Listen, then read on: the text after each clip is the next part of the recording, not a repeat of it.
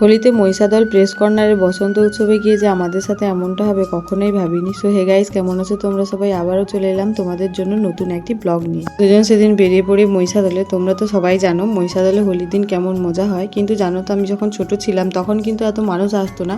আমি ছোট থেকেই দেখছি মহিষাদল প্রেস কর্নারের প্রতি বছর হোলিতেই বসন্ত উৎসব আয়োজন করে। তোমরা তো সবাই জানো হোলি মানেই প্রথমত শান্তিনিকেতন আর দ্বিতীয়ত আমাদের মহিষাদল। সো আমরা মহিষাদলে পৌঁছে দেখি আম্রকুঞ্জ যাওয়ার মানে যেখানে বসন্ত উৎসব হচ্ছে ওখানে যাওয়ার জন্য যতগুলি রাস্তা রয়েছে ওই রাস্তাগুলি থেকে কোনো বাইক বা গাড়ি যেতে দিচ্ছে না। ওখানে গিয়ে দেখি এত মানুষের ভিড়, ওই 5 মিনিটের রাস্তা যেতে আমাদের প্রায় 1.5 থেকে 2 ঘন্টা লেগে যায়। তো ওখান থেকে কোনো রকম ভাবে বেরিয়ে আমরা পৌঁছে যাই আম্রকুঞ্জ। ওখানে গিয়ে খুব মজা করলাম আর সবাই খুব আনন্দ করছে, তা তো তোমরা দেখতেই পাচ্ছ। ওখানে একটু ঘোরাঘুরি করতে করতে মৌমিতা ও অর্পের সাথে দেখা হয়ে যায়। ফার্স্ট টাইম দেখা, খুব ভালো লাগলো। আর সত্যি বলছি মৌমিতা একটা খুব মিষ্টি মেয়ে।